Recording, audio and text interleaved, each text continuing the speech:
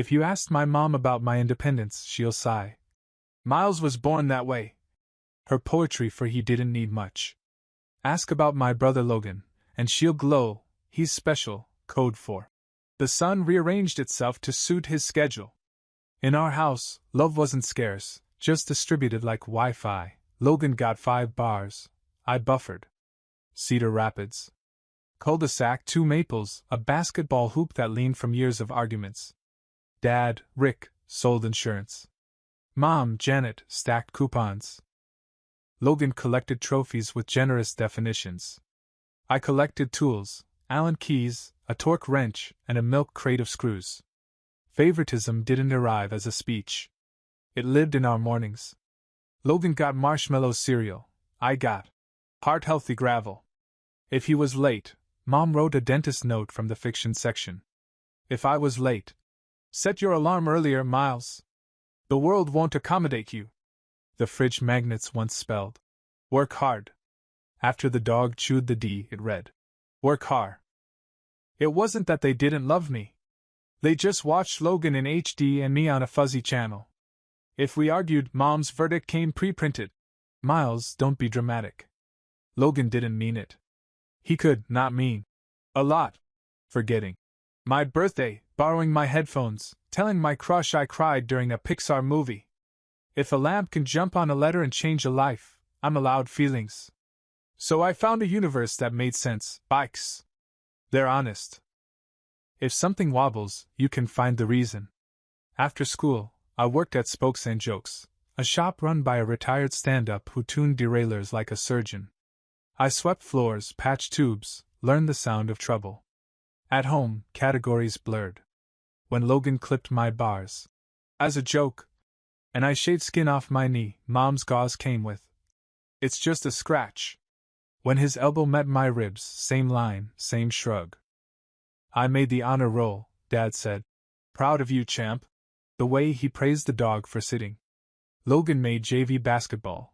We threw a barbecue like he'd been drafted. I kept the house running in invisible ways, carried groceries, fixed the faucet, rewired the garage opener. Payment arrived as, "You're good at this stuff," which felt like a sticker on a broken bone. Even our wheels told the story. Logan got a matte black rocket for his birthday. I got his old sun-faded blue. I didn't sulk. I opened my tool kit. New chain, greased bearings, bar tape, the color of stubborn hope. It rode honestly. Slower than his, but mine. Home life was small math problems. Logan needs new shoes for camp. Cool. We can't afford your race registration. Less cool. Use your savings, Miles, you're independent. The word tasted like an award and a bill. When I invited Mom to ride, it's good for your mood. She shrugged. Nail appointment. Then asked me to spot the groceries because Logan had picked snacks. For both of you. Logan wasn't evil, he was a weather system. You don't yell at the wind for being wind, you brace. Generous when it cost nothing, loud when it did. The morning everything shifted didn't start special. Plain blue sky. My chain purred. Logan borrowed my multi-tool because his looked dirty, which is how tools look after work. He rode 5 yards ahead, glancing back like a coach who'd skipped my character arc. Keep up, man, he laughed. I had a paper due Monday and grease under my nails. If life had captions, Miles balances. Logan collects applause. We rolled onto the river trail, tires whispering. He drifted close until our wheels bumped, a quick kiss of rubber that said we disagreed on choreography. Relax, he said. It's just a game. I didn't know yet that there are games with rules and games where only one person keeps score. I didn't know yet that just a scratch can be a prophecy. All I knew, the trail was smooth, my bike was honest, and my brother's laugh salted the wind. The river trail looks safe enough to lull you. Sun on water, geese judging everybody, breeze like cut lawns. Logan bunny hopped a pothole. You seeing this, ESPN? He yelled. I rang my bell in case humility still existed. He drifted into my lane, front wheel teasing my rear. Relax, he said, the word he uses when he's the only one having fun. It's just a game. Games have rules. I said. Rule 1, don't send your brother to the dentist. He grinned. It's just a scratch if anything happens. Our family motto. He swerved left, then back right, and his handlebars kissed mine. Not a freight train, just a nudge with bad timing. Rubber clipped rubber. I overcorrected. My front wheel met loose gravel and picked gravity. There's a second when you're technically upright but spiritually filed under. Falling. My stomach went first. Then the bike. Then me. I hit sideways, hip, then shoulder, a thwack like an unopened textbook. The world spun, sky, path, wheels. Logan laughed once, automatically. Then a wet pop behind my collarbone, like a knuckle cracking from the inside. Pain speaks. This one said, move and see stars. Bro, Logan said, crouching. He grabbed my bike, then my elbow. I yelped. Okay, not that way. Blood stippled my forearm. Gravel peppered my knee. Beneath the sting, a deeper throb lived near my shoulder blade and radiated slowly. My left hand tingled. I could breathe, but each inhale felt rented. It's just a scratch. He tried, softer now, as if saying it made it true. Feels big for a scratch. I managed. He handed me water. Fingers wiggled, wrist negotiated, shoulder voted no. On the curb, he assembled our defense. You steered into the gravel, he said. And I barely touched you. Call Mom, he added, secure absolution. Speakerphone. Mom, Miles kind of fell. Kind of? I said. And scraped his arm. He's fine. Oh, for goodness sake, Mom said. Rinse it, put an antibiotic on, and don't be dramatic. Dinner's in 2 hours. Click. We walked the bikes home. Every step jarred the coal in my shoulder. Our first aid kit lived in a coffee can labeled buttons, because of course it did. Mom dabbed at my arm like she was saving a tablecloth. See? Scratches, she said, wrapping gauze too tightly around the shallowest wound and handing me frozen peas. 15 on, 15 off. And keep your voice down, your dad's napping. Dad peeked in. You good, champ? Same tone he uses for the dog during thunder. Yeah, I lied. Peace is cheaper than truth. Logan hovered. Want me to skip practice? Already half in shoes. Go, I said. Run lines for me. Relief flashed, and he vanished. Pain has chapters. The first is shock, the second is arithmetic. Around chapter 3, my left hand puffed like bread dough, and my fingers turned the color of bad grapes. Undoing the gauze sent an email from my elbow that read, unsubscribe. Breathing tugged at something under my collar like a hangnail inside my ribs. On YouTube, a cheerful person listed signs that your injury is not just a bruise. I checked boxes I didn't want to. Top reply, went to urgent care anyway lol. I stood. The room tilted left. My body voted for the couch. I lay there counting breaths. Every fifth one snagged. From the kitchen. Miles, set the table. Beat. Actually, I'll do it, don't drip on the placemats. Dusk slid in. Aunt Nora texted, you boys ride? Send pics.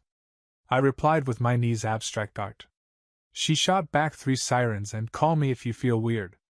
By the time Logan returned smelling like gym floor and victory, the peas had retired, and my shoulder had settled into a steady ember.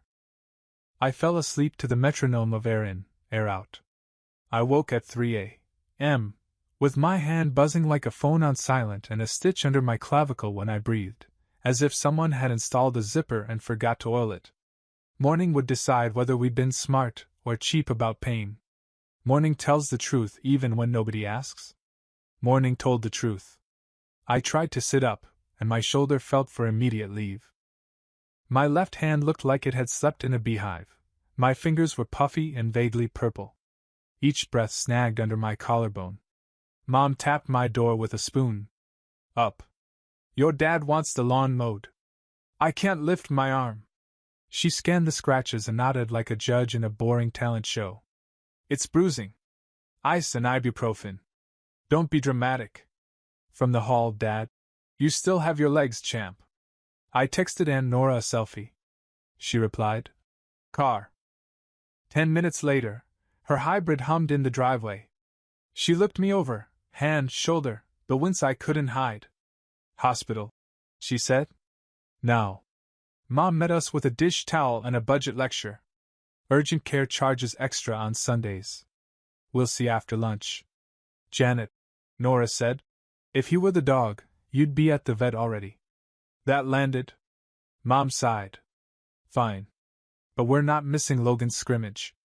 Logan bounced down the stairs. Coach wants me early. Miles, can I take your pump? Mine is dusty. He eyed my arm and softened his voice. You good? I'll live, I said. The script is familiar. At urgent care, the desk gave me a clipboard. Pain scale, circled 7. Insurance card, copay, signature in a box that never fits your name. Mom hovered. Don't list every ache, she whispered. They'll think you're pill hunting. I gave her a look that said my hobbies don't include opiate scandals. Miles? The nurse's badge said HI. I'm Lila's slightly smiling face. Blood pressure cuff, thermometer, pulse clip. What happened? Bike, brother, gravity. She nodded like this story shows up twice a week. Any numbness? Left hand tingles. She pressed along my collarbone, and I saw constellations. Okay, Lila said gently. We'll do X-rays of your shoulder and clavicle. The doctor will review. Mom exhaled the word nobody wants to pay for. X-ray? He's bruised. Last year, Logan sprained an ankle, and rest did wonders. Lila kept the smile, added steel. We'll take a look. They parked us in a small room with a curtain and a mountain poster, Perseverance. Dad texted from home. How long? Logan added a helmet emoji and, you got this, bro. Which felt like sending thoughts and prayers to a toaster fire. Waiting stretched. Printer groaning, a cough with personality, TV listing side effects worse than my day. Nora told me about a friend who broke a rib and walked around for 2 days saying, It's fine.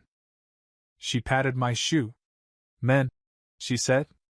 The X-ray tech arrived with librarian energy. I'm Doug. A few pictures. Shirt off. He handed me a gown the size of a table runner. I tried to raise my arm. It laughed. Doug helped carefully. We'll get you through, he said. He positioned me, chin up, shoulder turned. Breathe in, hold, don't breathe, okay, breathe. The machine hummed. I stared at a scratch in the paint and thought about the scratches I've been told to ignore. Back in the room, last night's frozen peas felt like a joke from a different season. Mom checked the time. If they don't hurry, we'll miss the first quarter. Nora looked at her with a face that said, Pick your human. And Mom studied the floor tile. The doctor knocked mid-apology. 30s, sleep creases, a tie that lost a fight with a gift bag. I'm Dr. Patel. Brisk but kind. He asked me to push against his hand, then pull. My shoulder filed another grievance. He listened to my chest. I watched his eyebrows as a stock ticker for concern. Neutral. Neutral. A tiny flick when I inhaled deeply. We'll have the X-rays in a minute, he said. Hang tight. Minutes are not all the same length. These were long and shaped like a sigh. Nora scrolled without seeing. Mom texted in tiny bursts. I counted ceiling holes, 96. The door opened again, and Dr. Patel returned holding a screen like a gallery unveiling. His expression started breezy and then. And we'll get to that in a second. Dr. Patel angled the tablet, ribs, lung curve, clavicle. He began breezily. Okay, so. Then his eyes recalculated. All right. Miles, good news and not great news. Mom perked at. Good. He traced a neat gap on the collarbone. Fractured clavicle here. Explains the pain. His fingers slid to a smudge near my left lung. And this is a moderate pneumothorax. Air leaked into the chest cavity, so part of your lung collapsed. The room forgot how to breathe. Nora's hand found my ankle. Mom mouthed what? I tried for humor. So, not a scratch. It's treatable, Patel said. We'll place a chest tube to let air out so the lung can re-expand. Sling for the clavicle. Pain meds. But we should start now. He glanced at the monitor I'd ignored. My oxygen number bobbed at 92, then 90, like a phone at 1% pretending it's fine. Lila, oxygen, please. Call respiratory. The door flapped. Cannula under my nose, cold air that felt kind. A therapist rolled in a kit that looked part toolbox, part spaceship. Patel scrubbed at the sink like he meant it. Miles, I'll talk you through each step. I'm good at doing things solo, I said. Today you don't have to. Nora answered, squeezing my ankle. Antiseptic sting. Marker line. Local anesthetic, Patel narrated. Burn, then numb. Cool spread. Small incision. Going between ribs, you'll feel pressure. Pressure, a hollow ache, then a soft pop, like releasing a stubborn Tupperware lid, and suddenly the beeping softened. 90, 92, 94. Air moved where it had been told not to. Mom found her volume late. A tube? Through him? We can't. Logan's scrimmage. Janet, Nora said. Please. The door flew open mid-tape. Dad, flustered from parking, took in the tube and monitors. Champ? Level 4 on the I-Made-A-Will scale, I said. Bike accident with complications, Lila said, beating Mom's question to the air. Logan slipped in behind Dad, hair damp, gym bag still on his shoulder. He saw the tube, the bubbling chamber, and Patel's gloves. His mouth opened on the sentence he'd used his whole life. I didn't mean, and then closed again like he finally heard how thin it sounded. Patel pressed the last tape. All set. We'll confirm with a follow-up X-ray. Pain should ease. It did, inch by inch. The zipper feeling under my collarbone loosened, a full breath arrived without bargaining. Mom sat down hard, tissue to eyes. Dad stood behind the chair like it owed him answers. Logan hovered, volume turned to low. Is he going to be okay? Mom asked, smaller than I'd ever heard her. Yes, Patel said. He'll stay for monitoring, pain control, sling for the clavicle. But he's stable. He looked at me. You did great. Praise lands strangely when you grew up as the spare tire. I let it. Thanks. Then to Logan, because the room needed it. Hey. I know you didn't wake up planning this. He nodded, eyes glassy. I said it was just a scratch. He whispered, like he'd cast a spell and it backfired. Next time we pick a different spell, I said. Nora blew out a laugh that was mostly a prayer. I'm bringing letter soup so you can spell SURVIVOR. Lila adjusted the oxygen and arranged the sling so my arm felt less like borrowed property. Mom's phone buzzed with family chat texts, silent earlier, loud now. She ignored them for once. In the new film, even I could see the fog had thinned. Patel angled the screen. See? That's your lung listening. I laid back and listened too, to the softened beeps, the hallway hush, the quiet of a room that had just burned through its panic. My chest still hurts, but honestly this time. Air is a stubborn teacher. It kept arriving without waiting for our permission or applause. Inside, our family finally learned the difference between a bruise and a wound. For the first time since the fall, I wasn't fighting the air. I let it in. Hospitals have their own weather. Fluorescents hum. Time falls in 10-minute drizzles. They rolled me into a room facing a brick wall. The chest tube bubbled in its aquarium, air leaving the place it didn't belong. Lila adjusted my sling and drew a smiley on the tape. No heavy lifting, she said. That includes your family. Finally, a medical order I can follow. Mom took the vinyl chair and watched my chest rise like a show she was scared to pause. Dad stared at the line that said responsible party as if it knew our history. And Nora unpacked snacks. If the cafeteria coffee tastes like a tire, it's because they steep the whole car. Logan hovered until guilt sat him down. His gym bag curled at his feet. I'm sorry, he said, each word unwrapped slowly. I was showing off. You've been showing off since kindergarten, Nora muttered. Thanks for saying it, I told him. Start there. Then tell them the truth. Not the don't be dramatic version. He nodded, cheeks bright. In the family chat, he typed, "It was my fault." The bubble blinked, stopped, blinked again, then he sent it. Silence, and then the chorus. "Logan? What do you mean?" "Miles, are you okay?" Even Grandma's candle gift showed up. Dr. Patel brought the follow-up film. The fog had thinned. Good response. If this holds, we'll clamp tomorrow and remove the tube after. Sling 3 to 6 weeks. No contact sports. He eyed my calluses. That includes racing your brother. It wasn't a race, I said. More like a demonstration of physics. Then consider this your lab write-up. After he left, Mom spoke my name like it was fragile. "Miles," I said, "don't be dramatic," and you were sitting there with your lung. She pinched the bridge of her nose. "I'm sorry." 2 words she doesn't hand out. They landed and echoed. I didn't sprint toward forgiveness like usual. I let the words sit. "Thanks," I said. "Next time, believe me first." She nodded. "Next time." Nora texted the med schedule into the chat with general-level precision. "We are not missing doses because of a scrimmage," she wrote. Aunt Linda replied with 10 exclamation points and a turkey emoji. Dad cleared his throat. "We'll cover everything," he said, quick, like ripping a Band-Aid off his pride. "The copay, the scans. We should have known better." He looked at me like finally respecting the sky in a hailstorm. "We'll make this right." Hospitals make the difference between being needed and being valued loud. I let people move around me without jumping up to help. Night settled. Lila dimmed the lights and handed me pudding.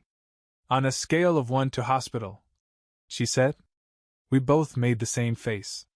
At 2 a.m., the monitor squealed when I sneezed, nurses appeared, and then the aquarium sounds returned, soft burble, shoe squeaks, a hallway laugh. Logan came back after a loop outside, hair damp from the sink. "I told Coach I'm out this week," he said. Told him why. He watched my balloon hand. "When Mom always said you were fine, I started acting like you were. Like you could take anything. And I like being the one who needed help. It made me feel important." There it was, the weather report. "I can take a lot," I said, "but I shouldn't have to take you." He nodded. "Copy that." Before leaving, he picked up my helmet. The visor was scuffed, the foam dented. "I'll fix your bike. You'll pay the shop," I said. "And you're coming with me to hear why speed and proximity aren't personality traits." Deal. Half smile, like a kid agreeing to shovel a driveway bigger than it looked. He squeezed my uninjured shoulder and went home to a house that would sound different now. I watched the clock crawl. In the quiet, I counted the times I'd shrugged off hurt because it was cheaper than making a case. The chest tube hissed its disagreement. The new rule was simple: pain gets believed. I slept through the burble, and for once, nobody asked me to be tough in my dreams. Morning made everything real again. Dr. Patel's voice first. "How's the pain?" Like a Yelp review of needles. 3 stars. He listened. "Good. We'll clamp the tube for a couple of hours. If your lung behaves, it comes out today." Lila rolled in a toy that's not a toy. "Incentive spirometer," she said. "Slow breath, keep the ball between the lines. 10 every hour." I pulled air like sipping soup. The marble steadied. Patel clamped the tube with something that looked borrowed from a chip bag. The numbers held: 95, 97, 98. "Walk with assistance," he said. 10 tiles to the door and back. Progress. Nora set down her coffee. "New house rules," she said. "If Miles says it hurts, we act. Retire, don't be dramatic. Dish duty for anyone who says just a scratch." Mom exhaled. "Retired," she said. Dad nodded. Logan, in the doorway with a bakery bag, added, "I called the bike shop. I'm paying for repairs. Safety clinic Saturday. I told Coach aggressive riding isn't a personality." "You've been the main character a long time," I said. "Welcome to the supporting cast." "Quieter over here," he said. By noon, my chest felt like a knotted shoelace instead of wire. Patel unclipped the clamp, listened, and nodded. Let's remove it. Lila's voice went calm. Deep breath, hum, and we slide on 3. On 2, a bright sting, then relief. Tape, gauze, pressure. Air moved like it trusted me again. Confirm film, then discharge, Patel said. Sling, rest, ice, follow up in a week. The nurse recited the liturgy. Keep the dressing dry, no baths, call it fever, no lifting, no bikes, no arm wrestling with brothers named Logan. Lila added a line in Sharpa on my packet, believe your pain. We drove home slower than the law requires. The house smelled like Mom's soup, the way she says, I love you, without saying she worried. The living room was rearranged for comfort. Nora taped a sign to the fridge, scrimmages do not outrank lungs. Texts pinged. Aunt Linda. Need anything from the big store? Cousin Bryce. Yo, that's wild. Grandma mailed $20. For ice cream or copays. After a nap that tasted like relief, we sat at the table where I'd ironed my gown. Mom opened a notebook. We owe you an apology, she said. Not just for yesterday. For years of your fine when you weren't. We love you, and we let responsibility turn into invisibility. I let it land. Thanks. Dad folded his hands. At home, champ meant handle it. That's on me. I'm sorry. Naming things is the first repair. Logan stared at his fingers. I was a jerk. Not evil. Just windy. I'd like to be your brother and learn to be your friend. Friends don't draft friends into gravel, I said. But they can learn. We wrote 3 rules and stuck them under an Iowa magnet. 1. If someone says it hurts, we believe them. 2. No minimizing. 3. No bikes until Miles says yes. Nora added. 4. Break a rule, do dishes. Logan saluted the sink. Evening was soup, meds, and the spirometer ball bobbing like a tiny moon. Coach texted Logan. Proud you owned it. He replied. Learning. A cousin asked if I was milking it. Nora replied with believe circled 3 times. The typing bubble evaporated. Late, Mom brought my graduation gown. I want to iron it straight. I like it a little crooked, I said. It feels honest. She handed me the tassel. Hang it where you can see it. I looped it on the lamp. The house sounded different, softer footsteps, fewer automatic defenses. Before bed, Logan stood in the doorway. Bike shop at 10? Bring your wallet. Deal. He hesitated. Thanks for letting me fix the small things. I know I can't fix the big one. You can help me ride again, I said. That's the right size. I took another slow breath the new way, and the room didn't panic. Pain stopped being a test. It was information. And we were finally listening. The first week tasted like calendar squares, pills, ice, breath counts. The spirometer's marble became my tiny coworker. Every hour, I hired it to remind my lungs we still worked here. On Thursday, Dr. Patel renewed my still fragile slip. Listen to your body, he said. He bumped the film and grinned. No fog now, just ribs like pale gates. Mom smiled in a way that had nothing to do with the scoreboard. Dad shook Patel's hand like a man trying a new language. Thank you. Saturday, we hit spokes and jokes. The bell coughed. The place smelled like rubber and effort. Walt, owner, retired stand-up, squinted at my sling. Don't tip into my truing stand and we're square. He lifted my sun-faded bike and whistled at the helmet. This died a hero. We'll find you a new one. Logan set his matte black rocket on the rack like an offering.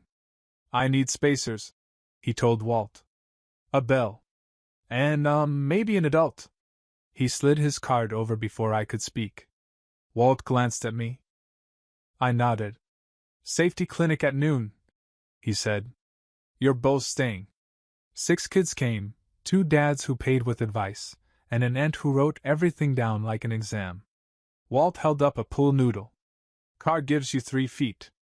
You give each other 1 noodle. That's science. He taped it to my bars. We practiced passing, calling, and slowing. Logan rode behind me like he was guarding a crown. When someone squeezed too close, Walt barked, "Noodle, my dudes!" and everyone laughed.